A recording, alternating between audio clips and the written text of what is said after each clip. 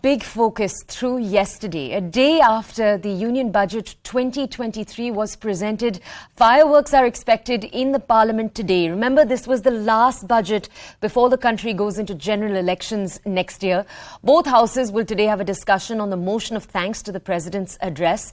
Matters of urgent public importance raised during 0 hour will be taken up today.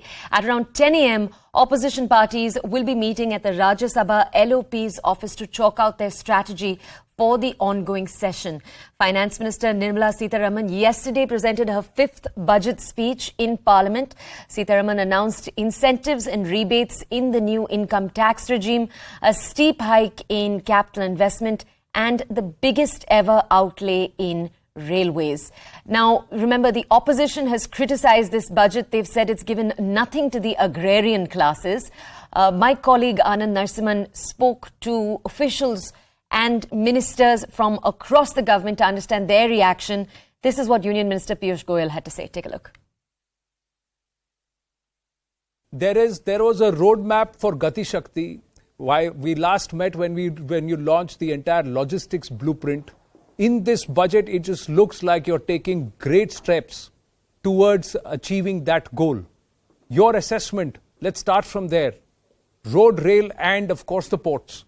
It's about connecting India, the Bharatmala project. Shakti, I can say it's a transformational initiative.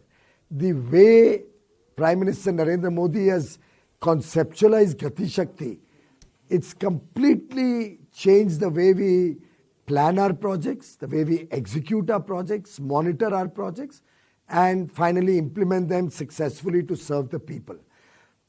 For example, using Gati Shakti, we have identified over 155 critical bottlenecks, which if plugged, can actually make logistics costs significantly lower. Then we were able to find that almost 42 of them are at different stages of approval or implementation, so we have the funds for that. About 100 projects we identified, which cost about 75,000 crores, which if we can quickly implement, it will have a transformational impact on our logistics costs and ease of doing business for both domestic and export business. So Gati Shakti is truly giving us remarkable results.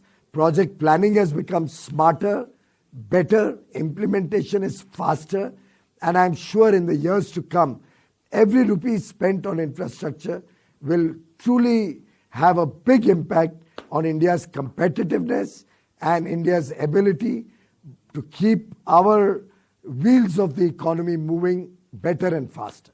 Will this budget bring out the animal within the private sector? Because it's important to create jobs. It's important to go ahead and grasp this growth story.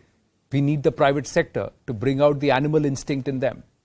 All private sector corporations, both in goods and in services, report that they are finding their capacity utilization has improved significantly. Post-COVID, the demand has been good. Their sales have been robust. Their international engagement and exports have grown manifold.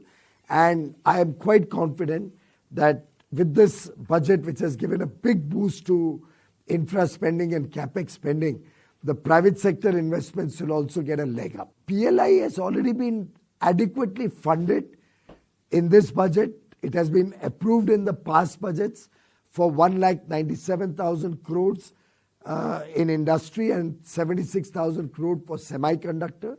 We already have the approval and the funding. Wherever a specific sector comes up with a scheme and with the guidelines, we go to the cabinet and the cabinet is authorized to approve it. It was never expected to be a part of this budget. It is already a part of earlier budgets and fully approved.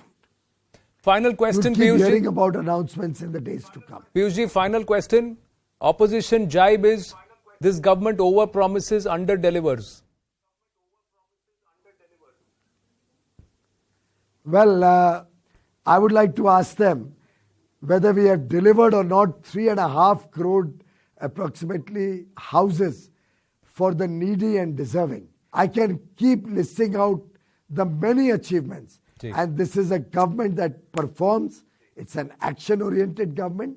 We under-promise and over-deliver.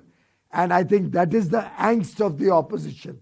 And that is why the people of India continue to bless Prime Minister Narendra Modi and the BJP for the good work that Prime Minister Modi is doing.